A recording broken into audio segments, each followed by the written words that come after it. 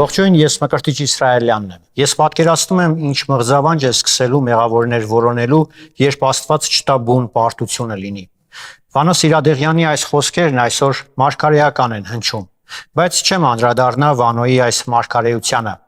Արցախի կորստի համար դատավճիռներ կայացնողների պակաս այսօր չկա։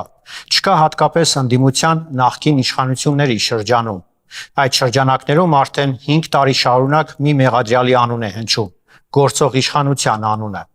Այսօր շատերը փորձում են ձևացնել, թե տեղի ունեցածը միայն մեկ կողմի սխալի հետևանք էր, բայց կա մի կարևոր հանգամանք, որը կարծում եմ դիտավորյալ շրջանցվում է՝ Ռուսաստանի դերակատարությունը։ Ռուսաստանն Արցախում որպես դիտորդ չէր, այնտեղ ռուսական խաղաղապահներ կային, կոնկրետ մանդատով եւ պատասխանատվությամբ։ Այդ պատասխանատվությունը ենթադրում էր ոչ միայն ֆիզիկական ներկայություն, այլև անվտանգության ապահովում։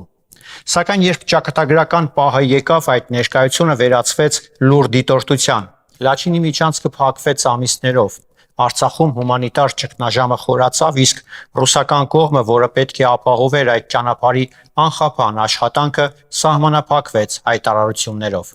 Դա արդեն ոչ թե պարզապես թերացում էր, այլ քաղաքական ընտրություն, եւ վերջապես ռազմական գործողությունների ընթացքում տեղի ունեցածը ցույց տվեց, որ խաղաղապահ առաքելությունը չի կատարել իր հիմնական գործառույթը։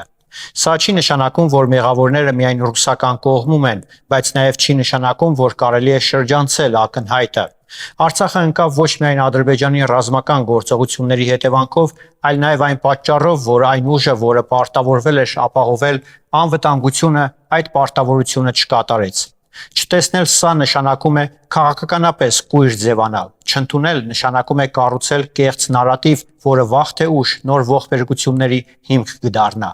Իսկ այդ նարատիվը հայտնի շրջանակներն այսօր արդեն կառուցում են։ Արցախի կորստի հարցում Ռուսաստանի դերակատարությունը չտեսնողներն այսօր համառորեն փորձում են Ռուսաստանին նորից դարձնել Հայաստանի անվտանգային, այսպես ասած, երաշխավորը։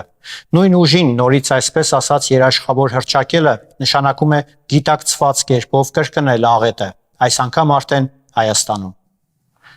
Ես Մկրտիչ Իսրայելյանն եմ, կհանդիպենք։